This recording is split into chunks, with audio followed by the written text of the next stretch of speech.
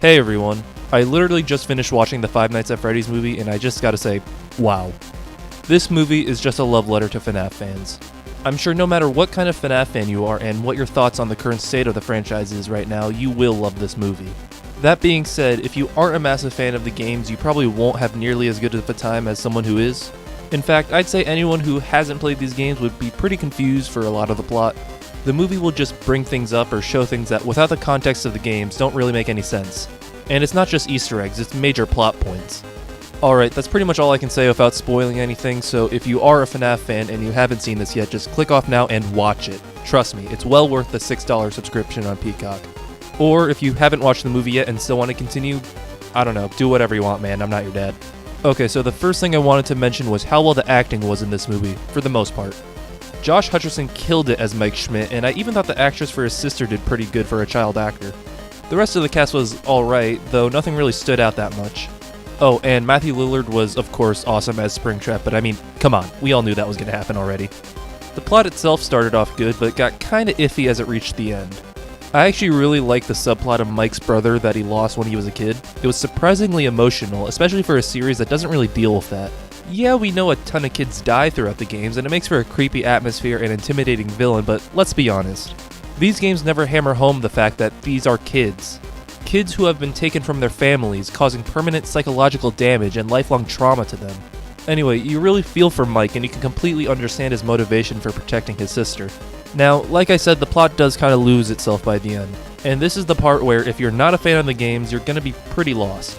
So, Springtrap, despite how cool he looks and acts, kinda just shows up last minute. Vanessa, who is his daughter by the way, just goes, "Oh Mike, this is the guy who kills the kids, his name is William Afton, he's my dad, and he's here to kill you right now." That's a lot of info to just dump right there at the end of the movie with practically no setup. We don't get an explanation as to why he even hired Mike as a security guard, especially if, like he said in the movie, he doesn't want him to get too close to the truth. Also, no explanation as to why he kidnapped Mike's brother in the middle of the woods. Kind of a random act for him, it's outside of his usual MO. Also, I was confused as to how he was controlling the animatronics. So he just drew a picture that showed he was friendly to them? Is that all it takes? And at the end of it all, before he gets completely spring-locked, he says his famous catchphrase, "I always come back." But within the context of the movie, what the hell is he even talking about? When have you ever come back? Why are you so confident that you will possess the Springtrap suit? I mean, yeah, you're right, you will come back for the sequel, I'm sure, but even your in-game counterpart seemed pretty terrified when he got spring-locked. And just a side note, I wasn't really sure where to put this in the video, but Mike would 100% be going to jail by the end of this movie. His aunt's dead body is literally sitting in his living room. A person who, by the way, has been constantly trying to take his sister's custody away from him, making Mike the biggest and practically only suspect for her murder. But the movie literally never brings up the fact that she dies, and that subplot is kinda just left unresolved. Alright, enough negativity. Let me just talk about a bunch of the stuff that I love. First off, Matthew Patthew cameo, in a diner named Sparky's no less. Also, this movie had a surprising amount of gore for a PG-13 movie, which I really appreciated. Dude, Freddy chomped a chick in half, that was awesome. One of my complaints when I saw the original trailer was that the animatronics just didn't look that great with bright, glowing red eyes, but I'm happy to report that those eyes barely appear in the actual film, maybe just for a couple of shots.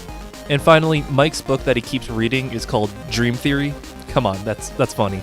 Overall, this was a very fun movie to watch, and I would absolutely recommend it to anyone who even slightly enjoys these games. I might even go as far to say that I enjoyed this as much as I enjoyed the '95 Mortal Kombat movie, which is the greatest video game movie, of course. Okay, well, I don't think it's as good as that, I think they're very comparable. Both are adapting a video game where the story is mostly in the background, and both use their PG-13 ratings so well that you don't even notice them. Anyway, I'm done gushing.